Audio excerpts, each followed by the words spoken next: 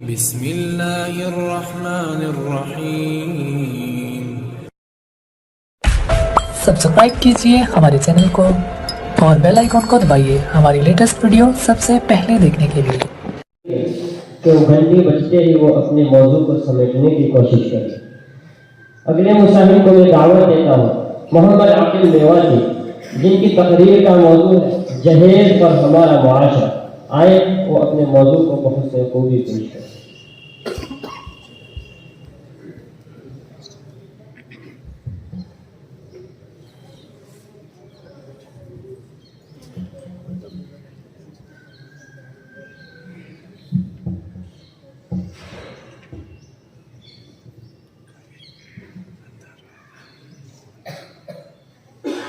السلام علیکم ورحمۃ اللہ وبرکاتہ۔ الحمد للہ وکفی وسلام علی عباده الذین اصطفی، اما بعد فقد قال النبی صلی اللہ علیہ وسلم من تزوج امرأة لعزها لم يزد اللہ الا ذلا، ومن تزوجها لمالها لم يزد الله إلا فقرا إلى آخر، أو كما قال عليه الصلاة والسلام۔ صدر محترم اور گرامی قدر سامعین اکرام، اس وقت میرا موضوع سخن ہمارے معاشرے کا وہ اصول ہے جس نے زندگی کی بنیادوں کو ہلا کر رکھ دیا ہے، سینکڑوں ہزاروں گھروں کو تباہ و برباد کر دیا ہے اور کتنے ہی جذبات کو مسل کر رکھ دیا ہے۔ یہ وہ بیماری ہے جسے آپ جہیز کے نام سے یاد کرتے ہیں۔ میں نے خطبہ کے بعد ایک حدیث شریف پڑھی ہے جس میں حضور پرنور محمد عربی صلی اللہ علیہ وسلم کا پاک ارشاد ہے کہ جو شخص عزت حاصل کرنے کے لیے شادی کرے گا تو رب ذوالجلال ایسے شخص کو ذلت کے سوا کچھ نہ دیں گے، اور جو شخص مال کی لالچ میں شادی کرے گا تو اس کو فقر و فاقہ اور تنگ دستی کے سوا کچھ نصیب نہ ہوگا۔ اسلام کے پاسبانوں، آج ہندوستان کے اندر اور خاص طور سے ہمارے معاشرے میں جہیز ایک ایسا ناسور بن گیا ہے جو ایک بھی ہتھیار سے زیادہ خطرناک مہلک ثابت ہوتا جا رہا ہے۔ اس منحوس جہیز کی بنیاد پر ہندوستانی معاشرے میں روزمرہ اخبارات کی رونقیں زار بن کر یہ سرخیاں چھپتی ہیں کہ فلاں شوہر نے اپنے سسرال والوں سے اسکوٹر نہ ملنے پر اپنی نئی دلہن کو جلا دیا، فلاں شخص نے مزید جہیز کا مطالبہ پورا نہ کرنے پر اپنی بیوی کو موت کے گھاٹ اتار دیا۔ عجب ماجرا ہے حضرات، دیکھیے، عجب ماجرا ہے حضرات، دیکھیے، داماد مانگتا ہے خیرات، دیکھیے۔ پیارے دوستو، اخبارات کی سرخیاں ابھی غیر قومی کے بارے میں نظر آتی تھی، مگر افسوس، سب افسوس کہ رفتہ رفتہ ہمارے اسلامی معاشرے کے اندر یہ وبا پھیل چکی ہے۔ آج اخبارات کے اندر جہیز کے لیے بھیٹ چلنے والی کئی فاطمہ، کئی رضیہ، کئی شبنم و فرزانہ اسلامی شریعت کے نام لیواؤں سے یہ کہہ رہی ہیں کہ کاش ہماری اسلامی شریعت کتابوں اور وعظوں کے بجائے عمل میں آ جاتی۔ پیارے دوستوں اور اسلام کے نوجوانوں، عورت رب ذوالجلال کی طرف سے عطا کردہ وہ حسین تحفہ ہے کہ جس نے انسانی زندگی کو رہنمائی بخشی۔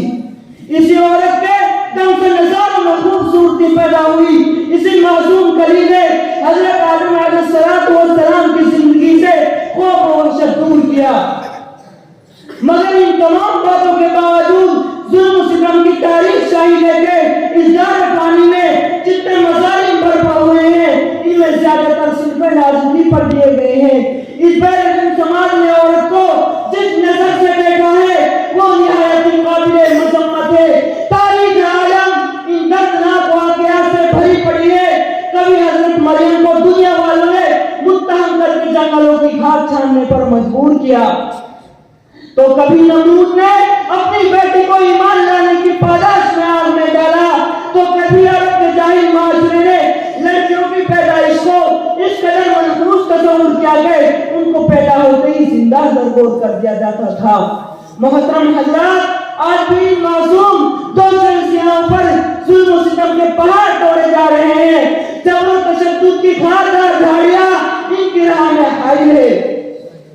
آج بھی ان عورتوں کا ارمانوں کا خون کیا جا رہا ہے۔ غریب گھرانے کی بچیوں پر خدا کی زمین اپنی وسعت اور کشادگی کے باوجود تنگ ہو رہی ہے۔ ساری دنیا پر یہ بات روز روشن کی طرح آیا ہے کہ جس گھر میں لڑکی جوانی کے دہلیز پر قدم رکھتی ہے، اسی وقت سے والدین کی نیند حرام ہو جاتی ہے۔